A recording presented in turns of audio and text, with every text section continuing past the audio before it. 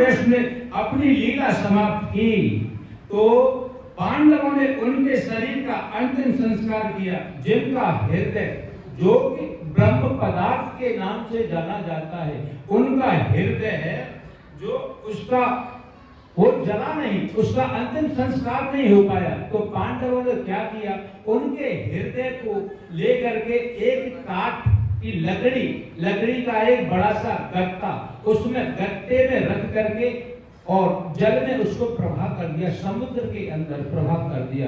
तो वो भगवान का हृदय जो ब्रह्म पदार्थ है, बहता बहता समुद्र के अंदर पुरी के किनारे पर आया।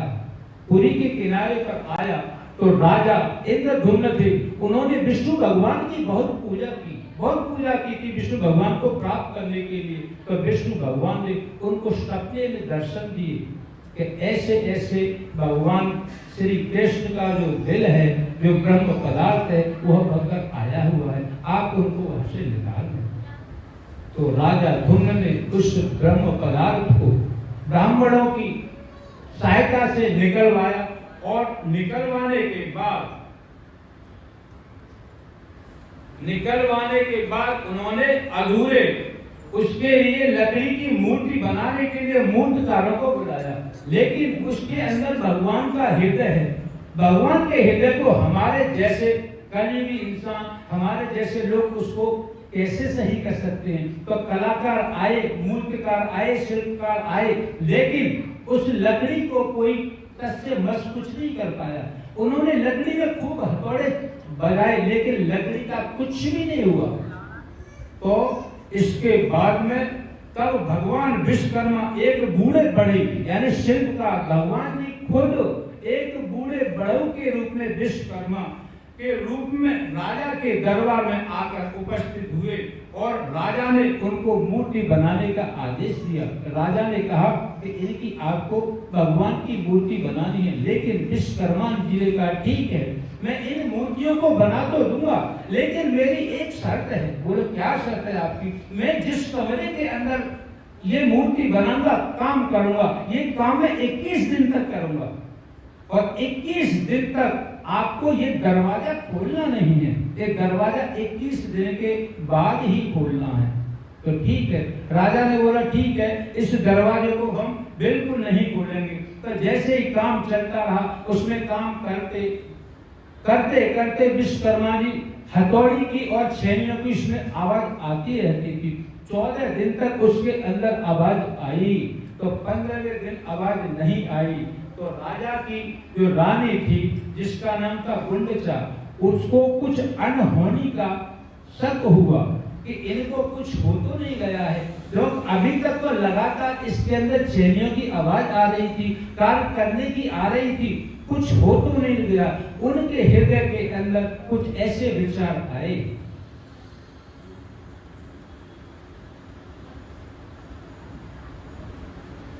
सबके उनके अंदर विचार आए, रानी गुंडचा के अंदर। तो उन्होंने दरवाजे को खोल दिया। जैसे ही दरवाजा खुला तो विश्वकर्मा जी वो लुप्त हो गए और काम एकदम अधूरा रह गया। क्यों किसी लुप्त हो गए? क्यों? उन्होंने 21 दिन का समय लिया था, जो शर्त अधूरी रह गई। इस वजह से उनकी मूर्ति का काम अधूरा हो गया। तब से भगवान जगन्नाथ, बलभद्र और सुभद्रा वर्तमान निराकार, यानी वर्तमान निराकार, जिनके हाथ, पैर और बड़े बड़े गोल नेत्र हैं। आप पुरी में जगन्नाथ जगत में हमारे सामने प्रकट हुए। जैसे आप इनको देख रहे हैं, पहली तरफ उधर की तरफ से आप देखेंगे तो भगवान जगन्नाथ श्री कृष्ण है और बीच में है सुभद्रा, उनकी बहन, और इसकी इस तरफ है कौन? बलदेव, बलभद्र, उनके बड़े भाई बलदेव। तो इनको देख रहे हैं, इनके हाथ अधूरे। आप ये कह रहे होंगे, कुछ माता जिन्होंने नहीं देखी होगी इनकी ये विग्रह, तो इस वजह से आपको बताया जा रहा, इस वजह से इनके हाथ हैं और ये आंख हैं, ये अधूरी हैं, इसी वजह से ये रह गई हैं। और पुरी में जगन्नाथ मंदिर में भगवान जगन्नाथ, उनके बड़े भाई बलभद्र और उनकी बहन सुभद्रा की मूर्ति के रूप में पूजा होती है। विश्वकर्मा आप देख रहे हो तो जो विश्वकर्मा जयंती मनाई जाती है, विश्वकर्मा जयंती क्यों मनाई जाती है? विश्वकर्मा जयंती इसलिए मनाई जाती है, विश्वकर्मा बहुत ही बड़े कलाकार हैं, बहुत ही बड़े शिल्पकार हैं, मूर्तकार हैं। विश्वकर्मा जी ने देवराज इंद्र का शक्तिशाली शस्त्र है, कौन सा है देवराज इंद्र का शस्त्र? वज्र, उसको बनाया। और विष्णु भगवान का सुदर्शन चक्र भी उन्होंने विश्वकर्मा जी ने बनाया। शिव जी का त्रिशूल, शिव जी का धनुष और रावण के लिए पुष्पक विमान, ये है जो विश्वकर्मा जी ने ही बनाया था। और 15 सितंबर को इसलिए विश्वकर्मा जयंती ये मनाई जाती है। क्यों? जितने भी इंजीनियर हैं और जितने भी मजदूर वर्ग के लोग हैं और जिनके पास हथियार शस्त्र हैं, कोई जिसके पास गाड़ियां हैं, वो भी विश्वकर्मा यानी 15 सितंबर को हर साल उनकी पूजा की जाती है। आप लोग भी करते हैं, हम भी करते हैं, सभी पूरा विश्वकर्मा पूजा। और ये आर्मी के अंदर, फौज के अंदर, क्योंकि फौज से बिलोंग करता था, अभी तो नहीं हूँ, लेकिन मेरे आगे फौज का ही नाम लगाया जाता है। तो वहां पर भी जितने भी आयुध अस्त्र शस्त्र हैं उनकी सबकी पूजा की जाती है। श्रील प्रभुपाद ने भारत के पास बाहर पश्चिमी देशों में अपनी सबसे पहली सार्वजनिक जगन्नाथ यात्रा है, जगन्नाथ की रथ यात्रा है, 9 जुलाई 1967 को सैन फ्रांसिस्को अमेरिका में निकाली थी।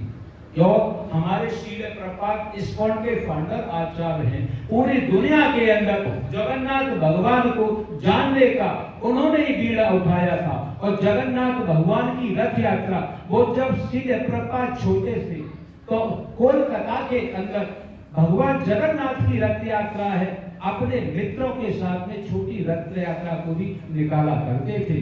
प्रभुपाद ने अपने शिष्यों को एक ट्रक लिया, ट्रक के अंदर जिसकी बॉडी थी, बॉडी को बिल्कुल निकाल लिया और उस पर भगवान जगन्नाथ, बलभद्र, सुभद्रा की मूर्तियों को रखकर शहर में जुलूस निकालने के लिए प्रेरित किया। तो सब उनके भक्तों ने फ्रांसिस्को अमेरिका के अंदर जगन्नाथ भगवान की पहली रथ यात्रा 19 जुलाई 1967 को निकाली। इसके बाद जगन्नाथ रथ यात्रा एक उत्सव के रूप में देश विदेश के कोने कोने में मनाया जाने लगा। और ये रथ यात्रा ये भी आगामी 16 जुलाई को मनाने जा रहे हैं। इसके बाद जगन्नाथ रथ यात्रा का उत्सव बहुत ही लोकप्रिय हुआ।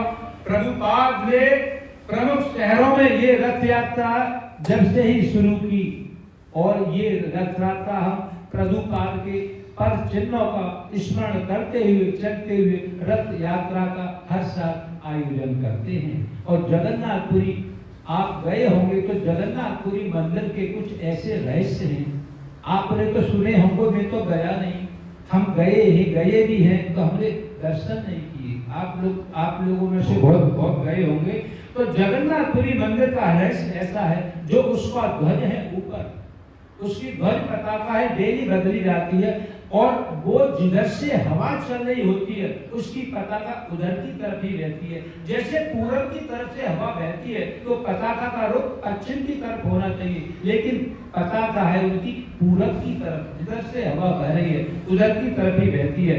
और जो उनका जो जगन्नाथ भगवान का प्रसाद है, 7 मिट्टी के बर्तन, डेली 7 मिट्टी के बर्तन, जैसे कितने बर्तनों के अंदर प्रसाद बनता है, एक के ऊपर एक, एक के ऊपर एक, एक के ऊपर एक, 7 बर्तनों के अंदर प्रसाद बनता है। लेकिन आश्चर्य की यह बात है, भगवान की ये माया है, सबसे पहले प्रसाद किसमें पकना चाहिए? कौन से बर्तन में?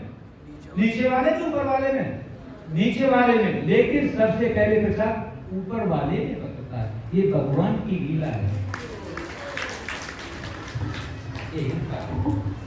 और कोई भी हवाई जहाज है, कोई भी हवाई जहाज और पक्षी है जो मंदिर के ऊपर से कभी नहीं गुजरता। आपने देखा होगा वृंदावन में भी जाते हैं और जैसे मंदिर है हमारे यहाँ पर एक केरेश्वर मंदिर है, पक्षी क्या, बंदर भी चारों तरफ से मंदिर को घेरे रहते हैं। हमारे इस मंदिर पर भी बहुत बंदर आते हैं, लेकिन जगन्नाथ भगवान के मंदिर की ये खास विशेषता है, उसके ऊपर न तो कोई पक्षी बैठता है, न कोई पक्षी वहां से गुजरता, न कोई वहां से कोई जहाज गुजरता है। और मंदिर की ऊंचाई है जो 214 फीट है, लेकिन 214 फीट की परछाई तो होगी, लेकिन उसकी परछाई कहीं नजर नहीं आती है।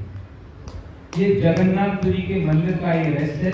और जगन्नाथपुरी की मूर्ति के अंदर भगवान का जो मूर्ति है, भगवान जगन्नाथ के अंदर जो कृष्ण का धड़कता हुआ हृदय, जो धड़कता है भगवान श्री कृष्ण का हृदय आज भी मौजूद है।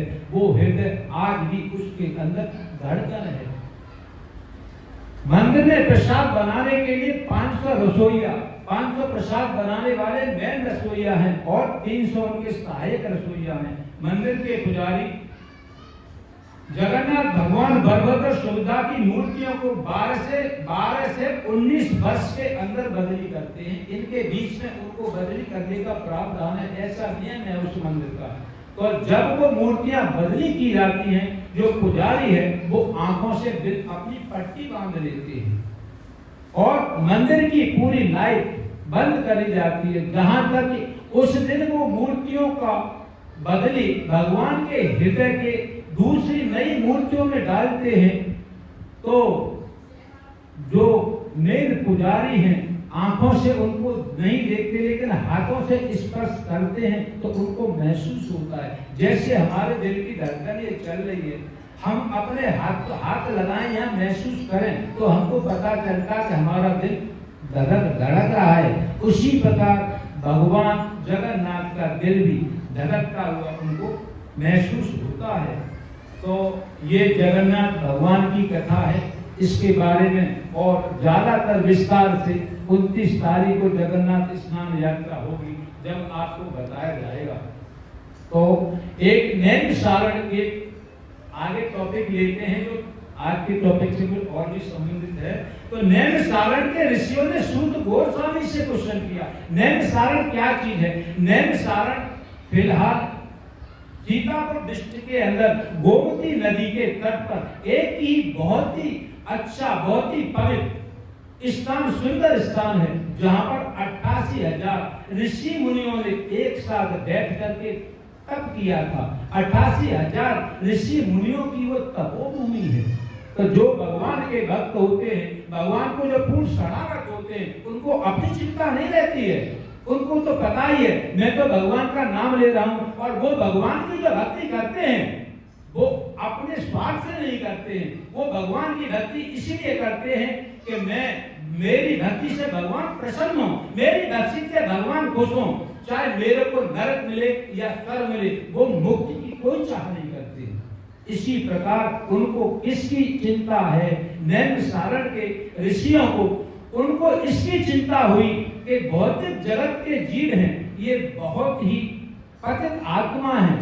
इनके जो दिल है, उनका हृदय है, बहुत ही ज्यादा चंचल है, बहुत चलायमान है, ये मंद बुद्धि है और बहुत ही पापी हैं, दिन रात काम में लगे रहते हैं। तो इनका उद्धार कैसे होगा? तो श्रीमद् भागवतम के अंदर पहले अध्याय में तो वो सूत गोस्वामी से नैमिषारण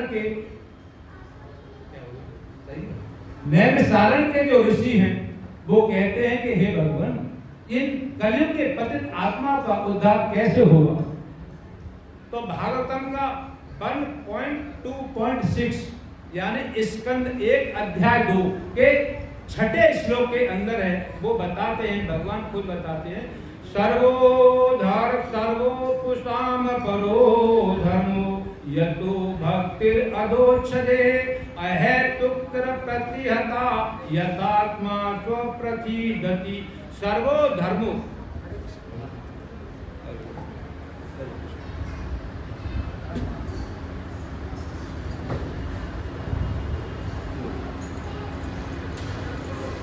हरे कृष्ण बहुत कम हो गया, सही है। सर्वो धर्मो सर्वोपुषाम परो धर्मो यतो भक्तिर अधोच्छदे अहेतुक्र प्रतिहता यथात्मा स्वप्रतिदति। यानी जैसे पानी का धर्म क्या है? पानी का धर्म है बहना, हमारी प्यास को बुझाना। और सूर्य का धर्म क्या है? हीट एंड लाइट, जो प्रकाश देना है और हमारे को गर्मी देना है, ये सूर्य का धर्म है। और एक सैनिक का धर्म क्या है? कोई बता सकता है सैनिक का क्या धर्म है? देश की रक्षा करना। जो सैनिक हमारे देश की रक्षा करते हैं, उनका ये धर्म है देश की रक्षा करना। वो उनको जब ट्रेनिंग पूरी उनकी हो जाती है, इसके ऊपर प्रभु जी थोड़ा प्रकाश डाल दो। तो जो सैनिक हैं उनका भी धर्म है देश की रक्षा करना। क्यों? ये अपने देश की रक्षा करते हैं। सैनिक हमारे देश की रक्षा नहीं करेंगे तो हम सुरक्षित कैसे रहेंगे? हम यदि रात को चैन की नींद एसीओ में सो पाते हैं, जब हमारे देश के सैनिक हैं जो सीमाओं पर हमारे देश की रक्षा करते। मैंने आज से 44 वर्ष पहले, मैं भी एक, जिनको पता है प्रभुजियों को, कुछ माताजियों को पता नहीं होगी, मैंने फौज की सेवा की है और मैं फौज से रिटायर्ड हूँ। आज से 44 ईयर्स पहले मैंने फौज की ट्रेनिंग लेने के बाद श्रीमद् भगवत गीता की कसम खाई थी। सबको अपने अपने धर्म के अनुसार कसम खिलाई जाती है कि मैं अपने देश की रक्षा के लिए पानी के रास्ते, आग के रास्ते, चाहे मेरे घर में कितनी भी परेशानी हो, जब मेरे को देश की जरूरत पड़ेगी तो मैं देश की रक्षा करूंगा, अपना सर्वत्र बलिदान करूंगा।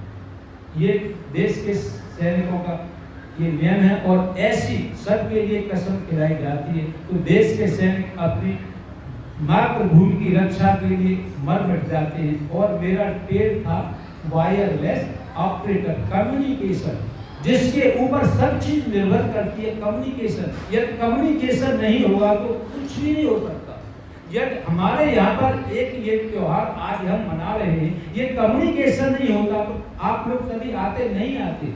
इसलिए कम्युनिकेशन विल बी मस्ट। सबसे पहले कम्युनिकेशन है। कम्युनिकेशन के बिना कोई भी चीज नहीं हो सकती, सब चीज अधूरी है। मेरे को क्या करना है कुछ पता नहीं, जब तक मेरे पास बात नहीं आएगी तब तक उसके ऊपर में एक्शन नहीं ले सकता। इसीलिए हमारे को ये गीता की कसम खवाई जाती है। और कुछ ऐसी गुप्त चीजें हैं जिनको हम आपके सामने शेयर नहीं कर सकते। क्यों? यदि हम शेयर करेंगे तो हम देश के क्या कह जाएंगे? गद्दार। इसलिए हमारे को वो चीजें शेयर नहीं करनी होती हैं। तो हम आगे अपने टॉपिक की तरफ चलते हैं। आत्मा हर समय किसी न किसी रूप में किसी की सेवा करती है। हमारी आत्मा का काम है सेवा करना। आत्मा 24 आवर्स सेवा में लगी रहती है। रात को भी आत्मा हमारी सेवा करती है। और जैसे सुबह जगते हैं तो अपने परिवार की सेवा, अपने बच्चों की सेवा, बच्चों को स्कूल भेजना है, अपने पति की सेवा, अपने सास ससुर की सेवा, अपने माता पिता की सेवा, हर एक सेवा हम करते रहते हैं। क्योंकि हमारी आत्मा का यही कर्तव्य है, आत्मा का यही उद्देश्य है सेवा करना। लेकिन ये भौतिक जगत की सेवा कैसी है? ये हमारी सामान्य सेवा है।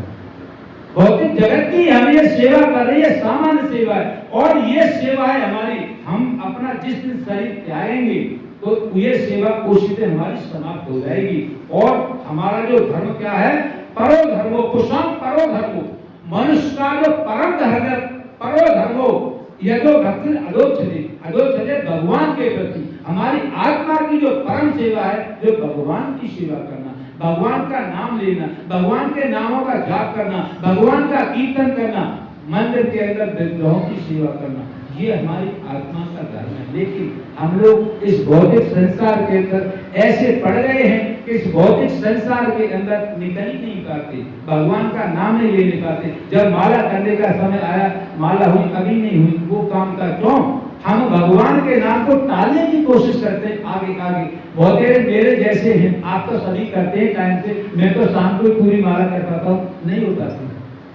आप बहुत आगे, क्योंकि मैं तो आपके पीछे पीछे चल रहा हूँ, कैसे होगा कैसे नहीं होगा। और वो सेवा और वो भक्ति कैसे भी होनी, जो है प्रत्यहता, जो भक्ति है बिल्कुल निस्वार्थ होनी चाहिए। उसके अंदर आपका कोई स्वार्थ नहीं होना चाहिए। ऐसा कैसा स्वार्थ? जैसे मैं भगवान के पास गया, मेरे को किसी चीज की जरूरत है तो मैंने भगवान से कहा, हे प्रभु, आज आपके लिए 551 रुपए में चढ़ा रहा, मेरा ये काम पूरा हो जाता। उसके अंदर क्या हुआ? मेरा स्वागत हो गया। तो वो भक्ति थोड़ी होगी, भगवान की सेवा थोड़ी हुई। ये तो मैं अपने स्वार्थ के लिए भगवान के पास गया। भगवान को मैं किस लिए याद कर रहा हूँ? अपने स्वार्थ के लिए याद कर रहा हूँ। और लोग कर्म करते हैं, तरह तरह की कर्म। लोग क्या कहते हैं? वर्क इज वर्कशिप, कर्म ही पूजा है। कर्म पूजा हो सकती है? यदि मैं कोई गलत कर्म करूं तो वो पूजा है? नहीं। भगवान कहते हैं क्या, कौन सी पूजा करनी है? यह तो भक्ति अधोक्षति, यानी मेरी पूजा कर, मेरे को याद कर। यदि कोई गलत चीज करता हूं और कोई गलत काम करता हूं, वो मेरा कर्म थोड़ी हुआ, ये कर्म नहीं है। कर्म तीन प्रकार के हो, कर्म विकर्म, सकाम और अकर्म।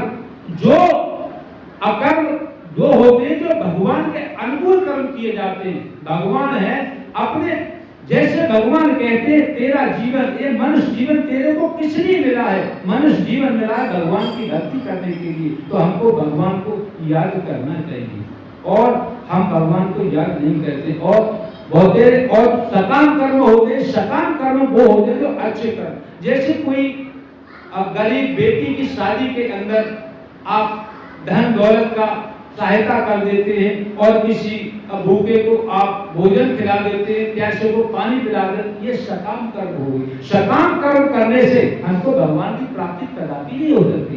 सकाम कर्म करने से हमारे को, जितने हमने सकाम कर्म किए, जितने हमने पुण्य कर्म किए, उतने दिन हमारे को कहाँ रखा जाएगा? स्वर्ग के अंदर। स्वर्ग के अंदर हम अच्छी स्त्री परियों के भोग विलास के लिए, उसके बाद में कुछ समय के बाद जो हमारे पुण्य खत्म हो जाएंगे, फिर इस मृत्यु लोक में हम वापस हमारे को आना है, और जन्म मृत्यु जरा व्याधि के चक्कर में हमारे को पड़ना है। हम अपने जीवन के अंदर किसको ज्यादा दुख मानते हैं? जैसे दुख, किसी की नौकरी नहीं लगी, अच्छी किसी को नौकरी नहीं मिली, किसी को धन दौलत की ज्यादा जरूरत है, और किसी का प्रभुजियों के पास गाड़ी है, मेरे पास गाड़ी नहीं है, तो मेरा वो दुख है, मेरे पास गाड़ी नहीं है, ये दुख है। तो मैं रात दिन उसको पूर्ति करने के लिए रात दिन अपना काम करूंगा, रात दिन उसी में लगा रहूंगा। उसको इंसान अपना स्थायी दुख मान लेता है, लेकिन ये हमारा स्थायी दुख नहीं है। स्थायी दुख तो हमारे जीवन का क्या उद्देश्य है? स्थायी दुख है हमारी जन्म और मृत्यु। हमारे को ये मनुष्य जीवन मिला है, इसलिए मिला है कि हमारे को जन्म मृत्यु का चक्कर काटना है। ये तो हमारे लिए मकान बनाना, नौकरी, ये तो क्षणिक सुख है, और हमारी यहाँ से प्राण त्यागने के बाद ये तो यहीं पर समाप्त हो जाएगा। इसलिए हमारे को क्या करना चाहिए? हमारे को स्थायी दुख को काटना है, जन्म मृत्यु को। और वो दुख कैसे कटेगा? भगवान का नाम लेने से। भगवान का नाम क्या है? हरे कृष्णा कृष्णा कृष्णा हरे हरे, हरे राम राम राम हरे हरे।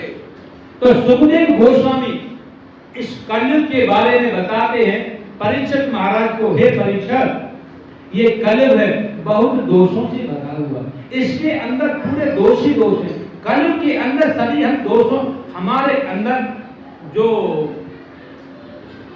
दोष इतने हैं कि उनकी हम तुलना नहीं कर सकते, क्योंकि हमारे अंदर कब पाप आ जाए ये कुछ पता नहीं। हमारे अंदर पुण्य, आत्मा और भगवान एक ही साथ बैठे हैं, हमारे को कुछ पता नहीं है कब हम पाप कर बैठे। लेकिन सुखदेव गोस्वामी परीक्षित को, महाराज को कहते हैं, परीक्षित, ये कलयुग के अंदर दोष बहुत हैं, लेकिन इसका एक बहुत ही महान गुण है। वो कौन सा गुण है? श्रीमद् भागवतम 12.51, कले दोष निधे राजन, अष्ट हो के महान गुण, कीर्तना देव कृष्ण मुक्त संत परम जीव। हे परीक्षित, इस कलयुग के कलह के युग के अंदर, हे राजन, इसके अंदर एक महान गुण भी है। वो कौन सा महान गुण है? कीर्तना देव कृष्ण, भगवान के नाम का यदि हम कीर्तन करें तो, और भगवान के नाम का हम माला करें, उनका जाप करें, और इस ऐसा करने से मुक्त संत परम देते, हम भगवान के धाम जाने के अधिकारी बन जाएंगे। अब बहुत लोग कहते हैं कि भगवान है नहीं, भगवान को कैसे जाना जाए? भगवान को जानने के तीन प्रकार के लोग हैं जो भगवान को जानने की कोशिश करते हैं। एक होते हैं योगी। योगी अपनी योग विद्या के द्वारा भगवान को जानने की कोशिश करते हैं। जैसे रामदेव बाबा हैं। रामदेव बाबा को यदि बुखार आ जाए, पहले तो उनको आता ही नहीं है, यदि बुखार आ जाए तो वो पैरासीटामोल नहीं लेते हैं, वो अपनी योग विद्या से बुखार को खत्म कर देते हैं। और हमारे जैसे तो गोली खाते हैं, क्यों? हमको वो योग विद्या पता नहीं है। उस योग के बारे में भगवान को जानने की कोशिश करते हैं, लेकिन योग विद्या से भगवान को नहीं पहचान सकते। योग विद्या से तो आपका जो शरीर है, शरीर ही फिट होगा। और दूसरे लोग होते हैं ज्ञानी।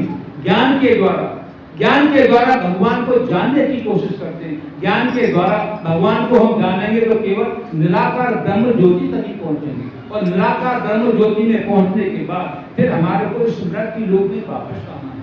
और तीसरा है भक्ति द्वारा। भक्ति के द्वारा हम भगवान को पहचानने की कोशिश करते हैं। तो भक्ति के द्वारा ही हम भगवान को पहचान सकते हैं। जैसे उदाहरण के लिए मैं आपके सामने देसी घी का बहुत ही सुंदर शुद्ध गाय का देसी घी का हलवा बनाऊं और हलवा को बना करके इस पर्दे के पीछे रख दूं, तो आपको जैसे जो लोग योग के द्वारा भगवान को जानने की कोशिश करते हैं, उनको यहाँ से जाऊं तो वो कहूं कि प्रभु जी आपको क्या नजर आया? कि बोला इसके अंदर बहुत खुशबू आ रही है, लगता है कि यहाँ हलवा है। कन्फर्म नहीं है, लेकिन हलवा का टेस्ट कैसा है, खट्टा है या मीठा है या फीका है, उनको ये पता नहीं। ये जरूर है कि हलवा, यहाँ से तो सुन के चले गए, उन्होंने कुछ देखा नहीं। और दूसरे प्रकार के लोग हैं जो ज्ञान के द्वारा भगवान को जानने की कोशिश करते हैं। वो कैसे? यहाँ पर वो आए और मैंने पर्दा हटाया और उनको हलवा दिखाया, उनको ये तो पता है हलवा है, लेकिन इसका टेस्ट कैसा है उनको इस चीज के बारे में कुछ पता नहीं। और तीसरा है जो भगवान की भक्ति करते हैं, अर्चा वेदों के मंदिरों में, घरों में अपने भगवान की सेवा करते हैं, वो तीसरे भक्त होते हैं और वो ही भगवान को बहुत ही प्रिय है। उनको बुला के लाए, उनको बताए प्रभु जी आप देखिए, तो उन्होंने देखा, हाँ प्रभु जी हलवा है, ठीक है। उन्होंने स्पर्श भी किया और हलवा का टेस्ट भी लिया।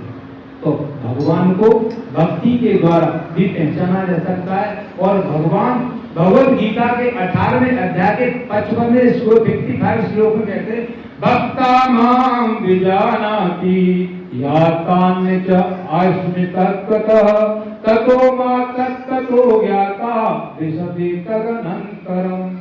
केवल भक्ति के द्वारा, भगवान कहते हैं हे अर्जुन, केवल भक्ति के द्वारा मुझको ही जाना जा सकता है। जब मनुष्य पूर्ण भावाकृत हो जाता है तो वह वैकुंठ लोक में प्रवेश कर सकता है। भगवान की जानने के लिए भक्ति के द्वारा भगवान की सेवा करके, मित्रों की सेवा करके हम भगवान को पहचान सकते हैं। भगवान के नामों का कीर्तन करके, भगवान के नामों की माला करके। अभी आप लोग जोर जोर से कीर्तन कर रहे होंगे, बोलते कि माता जी आई, वो कहती होंगी कि जोर जोर से यहाँ पर नाच नाच के कीर्तन कर रहे हैं। ऐसे थोड़ी भक्ति होती है, कालियों के अंदर भक्ति ऐसे ही होती है। चेतन महाप्रभु पूरी रात अपनी मंडली के अजय ठाकुर सब के साथ पूरी रात नाचा करते थे, पूरी रात निकाल देते थे नाचते नाचते, जोर जोर से, गांव गांव शहर शहर गली गलियों में जोर जोर से करते थे। क्यों? इसका कारण है, यदि हम माला एकांत में बैठकर करते हैं, एकांत में बैठकर माला करें तो हम खुद ही अकेले ही सुनेंगे। और जोर जोर से चिल्ला चिल्ला करके भगवान के नाम का कीर्तन करते हैं, तो वो जिसके कान के अंदर जाता है, चाहे वो जानवर हो, कुत्ता बिल्ली कोई, उसका भी कल्याण हो जाता है। क्यों? भगवान के नाम के अंदर इतनी शक्ति है, इतनी पावर है भगवान के अंदर। यदि कोई पापी लोग, श्रीमद् भागवतम क्या है? श्रीमद् भागवतम भगवान और भक्तों के बीच में ही लीला का आदान प्रदान है। श्रीमद् भागवतम के अंदर जितने भागवतम को आप पढ़ेंगे, जितनी भी कथा सुनेंगे, तो कथा के अंदर जो भगवान को पूर्ण सराहना, भगवान के भक्त हुए, भगवान के धाम गए, वो भी तो उन्होंने भी तो दुराचार किए। जैसे अजामिल ने क्या किया था? वेश्या का संग किया, अपने माता पिता को बाहर निकाल दिया। लेकिन भगवान का नाम लास्ट में उसका जो छोटा बच्चा था उसने इसकी कथा और है, ये मेरा टॉपिक नहीं है, थोड़ा आपको दे रहा हूं। जब लास्ट में उसने अपने छोटे बच्चे का नाम रखा था नारायण, तो उसने जब अंतिम शरीर त्यागने के लिए उसके पास जब दूध लेने के लिए आए थे, 3 दूत, धर्मराज के 3 दूत होते, कौन से किसी को नाम पता है? काय, मनसा, वाचा। ये धर्मराज के 3 दूत हमारी आत्मा को शरीर से निकाल कर ले जाने के लिए आते। उस टाइम आए तो उस टाइम पर उसने क्या कहा? नारायण, जो उनका बेटा सबसे प्रिय था, उसने नारायण का नाम लिया। जब उसने भगवान का नाम नहीं लिया था, नारायण को उसने याद किया। जैसे ही नारायण को नाम लिया तो उसी समय विष्णु तत्व आ गए, भगवान के दूत लेने के लिए आ गए। उसी टाइम पर भगवान के दूत वहां पर आए तो धर्मराज के दूत भगवान के दूतों से कहने लगे, तुम कौन हो, यहाँ पर किस लिए आए हो? कि बोला, हम भगवान के दूत हैं। तो आप किस लिए आए? कि बोला, इसने लास्ट में नारायण शब्द बोला, भगवान का नाम लिया है, हम इसलिए आए। बोला, ये तो बहुत दुराचारी है। बोला, नहीं, इसने लास्ट में नारायण शब्द बोला है। तो भगवान का नाम ऐसा प्रभावशाली है, आप चाहे अपने मन से लो या बिगर मन से लो, लेकिन वो अपना असर जरूर करता है। कोरोना काल के अंदर कोई भी इंजेक्शन लगवाने के लिए खुश नहीं था, तो आप तो लगवा लेते, लेकिन मेरे को तो काफी दर्द होता है। इंजेक्शन किसी दूसरे के भी लग रहा हो तो मैं देख नहीं सकता। जैसे ही वो इंजेक्शन किसी ने अपनी मर्जी से लगवाया या बिगर मर्जी के लगवाया, लेकिन इंजेक्शन जिसके लग गया तो इंजेक्शन ने अपना पूरा असर दिखाया। उसी प्रकार भगवान का नाम है, यदि आप जाने में लो या भगवान का नाम अनजाने में लो, लेकिन भगवान का नाम असर जरूर करता है।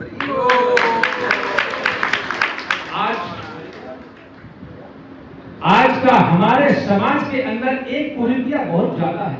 वो कुरीति क्या है? अंधविश्वास। हम लोग अंधविश्वास के पीछे बहुत पड़े हुए हैं और किसी भी निराधार तर्क या शास्त्रों जैसे भगवत गीता द्वारा प्रमाणित न की गई हो बातों पर आंख बंद करके, ब्लाइंड फेथ, आंख बंद करके विश्वास कर लेते हैं। कैसे? जैसे माता जी हैं, माता जी शनिवार को अपने बाल नहीं धोती है, ऐसा है? कौन से दिन बाल नहीं धोती माता जी? कोई माता जी बताएं? बृहस्पतिवार को क्यों नहीं धोती हैं? आपसे 2, 2,500, 3,000 रुपए वो ले लेता है और वो कहेगा मैं रात के 12 बजे से पूजा स्टार्ट करूंगा और देखना सुबह तक चमत्कार हो जाएगा आपके यहाँ। तो रात के वो 12 बजे से पूजा स्टार्ट करेगा और सुबह होगी और 4-5 हजार 2-3 जो कुछ उसने तय किया वो लेके वहां से चला जाएगा, लेकिन चमत्कार कदापि नहीं हो सकता। ये चीज हमारा बिल्कुल अंधविश्वास है। जिन चीजों, वेदों, शास्त्रों, भगवत गीता में उल्लेख नहीं है, वो पूरा क्या है? अंधविश्वास। इसलिए हमारे को भगवान की वाणी श्रीमद् भगवत गीता, इसके ऊपर विश्वास करना चाहिए। और जैसे घर में नरसिंह भगवान की आरती करने से कोई नुकसान हो जाएगा, नुकसान हो सकता माता जी? घर में नरसिंह भगवान की आरती करें तो कोई प्रभु जी नुकसान होगा? नहीं हो सकता। लेकिन इसको कहेंगे भगवान की आरती, नरसिंह भगवान की आरती घर में करें नुकसान हो जाएगा, तो ये गलत है। क्योंकि ये चीज नरसिंह भगवान की आरती हम करेंगे तो ये चीज सत्य है, ये चीज लिखी हुई है, भगवत गीता में लिखी हुई है, वेदों में ये चीज लिखी हुई है। तो इन चीजों से हम काफी दूर रहते हैं। इसलिए हमारे को लिखित के ऊपर विश्वास करना चाहिए। और दूसरा है विश्वास। हमारा जिस चीज के ऊपर पूर्ण भरोसा होता है, किस चीज के ऊपर, उसको हमारे को मानना चाहिए। वो कौन सी चीज है? भगवान श्री कृष्ण की सेवा में पूरा लीन रहने से जीवन की सभी आवश्यकता स्वतः ही पूरी हो जाती है। यह विश्वास कैसे होगा? यह विश्वास हमारे को होगा आध्यात्मिक ज्ञान के द्वारा, भगवान की कथा सुनने से, श्रवण करने से, भगवान के नामों का कीर्तन और जप करने से होता है। क्यों? यह वेद शास्त्रों और भगवत गीता में लिखा हुआ है। तो इसलिए हमारे को क्या करना है? हमारे को लिखित के ऊपर जो चीज लिखी हुई है उसी के ऊपर हमारे को विश्वास करना है। जैसे भगवत गीता के 18वें अध्याय के 68 श्लोक में लिखी है, य इदं परम गुह्यं मद भक्तेषु अविद्यता इष्यति भक्तिं महिं परां कृत्वा मामे वैश्वस्य संशय। भगवान कहते हैं जो व्यक्ति यह इदं परम गुह्यं रहस्य, जो व्यक्ति भक्तों को यह परम रहस्य बताता है, जो भगवान का रहस्य बताता है, वह भक्ति को वह मेरी शुद्ध भक्ति को प्राप्त होगा और अंत में शरीर छोड़ने के बाद ये मेरे धाम ही वापस आएगा। शुद्ध भक्ति कौन सी? कौन सी शुद्ध भक्ति माता जी, कौन सी शुद्ध भक्ति है बताइए? शुद्ध किसे कहते हैं? शुद्ध भक्ति वो है जो निष्काम भक्ति, जिसमें सांसारिक लाभ न हो, धन या मोक्ष की कामना हो, जिसके अंदर हमारी कोई सांसारिक हमारा लाभ नहीं हो। और हम जैसे हम अपनी भक्ति कर रहे हैं, बोले प्रभु जी किस लिए भक्ति कर रहे हैं? प्रभु जी मतलब भगवान के धाम जाओ। भाई भगवान की मर्जी है, मेरे को तो भक्ति करनी है, मेरे भगवान को खुश करने के लिए भक्ति करनी है। चाहे मेरे को भगवान नरक में भेजे या स्वर्ग में भेजे, मैं तो भगवान का नाम लेता रहूं। इसलिए किसी चीज की, मोक्ष की, धन दौलत की हमारे को कोई भी इच्छा नहीं करनी है। उसको कहते हैं शुद्ध भक्ति। और एक होती है अशुद्ध भक्ति। जब कोई व्यक्ति धन दौलत या परिवार की इच्छा पूर्ति के लिए भगवान की भक्ति करता है तो वो हो गई अशुद्ध, जिसको कहते हैं मिश्रित भक्ति। और भगवान की भक्ति, भगवान कहते हैं मेरी भक्ति 4 प्रकार के लोग कहते हैं करते हैं। चतुर्विद्या भजन्ते मां जना स्वकस्ति लो अर्जुन आको जिज्ञासु रतार्थी ज्ञानी चवर सरसव। हे अर्जुन, 4 प्रकार के पुण्य आत्मा मेरी सेवा करते हैं। एक तो आप कहते हैं जिसके अंदर विपदा यानी किसी संकट से पीड़ित हो, वो धन दौलत के लिए भगवान की भक्ति करता है। जिसको कोई परेशानी है तो अब कोई नहीं, जब डॉक्टर मना कर देते अब इनको आप घर लेके चले जाओ, अब तो राम भरोसे। जब हम किसको याद करते? भगवान को याद करते। तो वो हो गई हमारी आत्मभक्ति। और दूसरी है जिज्ञासु, जो जिज्ञासु है अपने ज्ञान के लिए भगवान की भक्ति करते हैं। और तीसरे अथार्थी, अपने लाभ की इच्छा के लिए।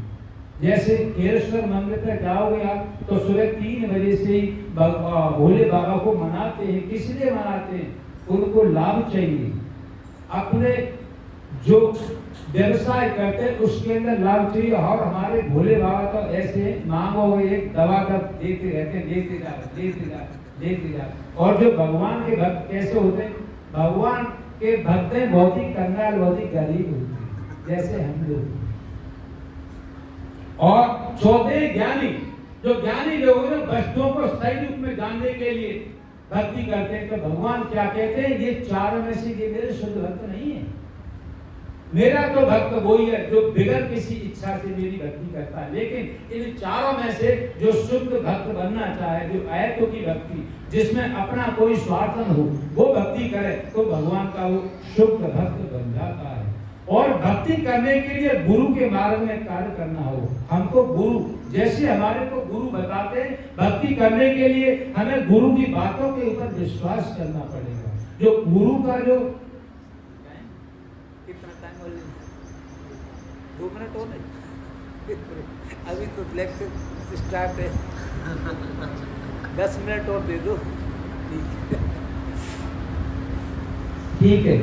तो समय की कमी के कारण इस चीज को मैं आगे नहीं ले जाना चाहता हूँ, तो समय का बहुत वो है। तो हमारे प्रभुपाद ने ये हरे कृष्ण मंत्र, हरे कृष्ण 16 अक्षरों का ये मंत्र है। इसका सबसे पहले प्रारंभ प्रभुपाद ने कहां से किया था? प्रभुपाद ने 16 मंत्रों का पाश्चात्य देश विदेशों में जाकर के, अमेरिका में जाकर के जुलाई 1966 में, जब प्रभुपाद एक गार्डन के अंदर बैठे थे और गार्डन में बैठे बैठे प्रभुपाद क्या है तो अपनी जैसी ये धोती पहनते, वो धोती को लपेटे हुए थे। तो उनके पास में एक आदमी, एक अंग्रेज आता है और प्रभुपाद को कहता है, स्वामी जी, भाई are you drafted bed sheet around yourself?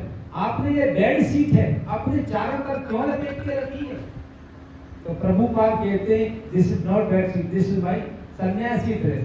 ये मेरी सन्यासी की ड्रेस है। अच्छा, ओ ये आपकी सन्यासी की ड्रेस है? हाँ, ये हमारी।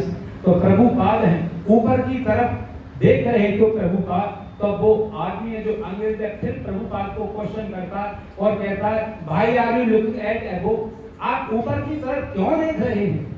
तो प्रभुपाद कहते हैं, मैं ऊपर की तरफ देख रहा हूँ, मैं सैकड़ों मंदिरों को देख रहा हूँ और सैकड़ों मंदिरों के अंदर लाखों की भीड़ है, लेकिन समय ने मेरे को दूर करके रखा है। मैं उस समय का इंतजार कर रहा हूँ, लेकिन समय कभी जरूर आएगा। उस टाइम पर प्रभुपाद के पास में, जब प्रभुपाद ने ISKCON international society for Krishna consciousness की स्थापना की थी, उस टाइम पे प्रभुपाद के पास केवल 20-25 भक्त थे, वो भी अनट्रेंड मेरे जैसे। आप तो काफी ट्रेंड हो, मेरे जैसे अनट्रेंड भक्त थे।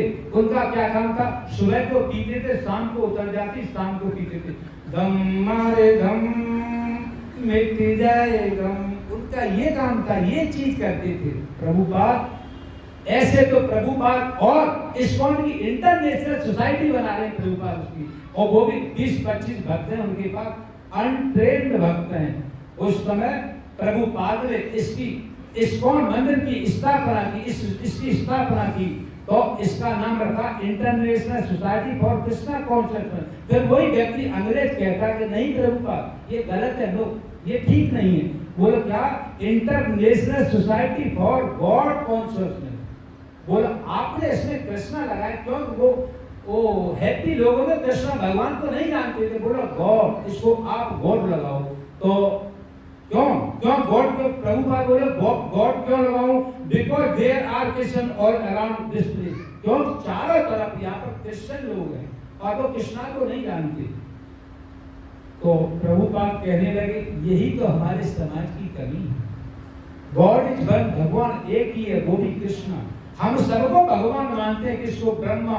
ब्रह्मा को भगवान मानते हैं, शिव को भगवान मानते हैं, सब देवी देवता को भगवान मानते हैं। लेकिन ये कौन है? ये तो उनका मंत्रिमंडल है। देवी देवता देवते इंद्र हैं और ये सब उनका मंत्रिमंडल है। तो प्रभुपाद कहने लगे यही तो हमारे समाज की समस्या है। हम सबको किसको भगवान माने? कृष्ण को भगवान एक ही है, गॉड इज वन। वो कौन है? वो कृष्ण भगवान, वो श्री कृष्ण है। तो हमारे को श्री कृष्ण भगवान की पूजा करना चाहिए। तो और जो लोग वहां पर प्रभुपाद के पास में आए अंग्रेज, तो अंग्रेज कहने लगे प्रभुपाद कि थोड़ा सा मैं और आता हूं, थोड़ा सा मेरा नशा ढीला हो गया। तो ऐसे लोग बहुत हैप्पी लोगों के पास में प्रभुपाद उनसे कहने लगे रुकिए, मैं आपको ऐसी टैबलेट, ऐसी मेडिसिन मैं आपको दूंगा, वो नशा आपको कभी जिंदगी में उतरेगा नहीं। बोला अच्छा। तो इतने सुनते ही तो जितने भी वहां के अंग्रेज लोग थे, हैप्पी लोग, बोलो गुड गुड, बहुत अच्छा प्रभुपाद, आप बहुत अच्छा कह रहे हैं, वो चीज हमारे को दो। तो वो प्रभुपाद ने उनके लिए दिया। वो क्या चीज थी? और उस चीज की खोज करते करते करते करते अंग्रेज अपने देश को छोड़ करके कहां पर आ गए? प्रभुपाद के पीछे वृंदावन आ गए। और वृंदावन आकर के सुरक्षित सांसद क्या करते? प्रभु जी कौन नजर आ गए? बताओ प्रभु जी। वृंदावन से आकर आप कभी वृंदावन में गए हो तो वो अंग्रेज लोग हैं वृंदावन में सुबह से शाम तक क्या करते रहते हैं? वो दवा मैं आज आपको पिलाने वाला हूँ, बैठे बैठे उस दवा का आस्वादन कराने वाला हूँ। वो दवा कौन सी है? हरे कृष्णा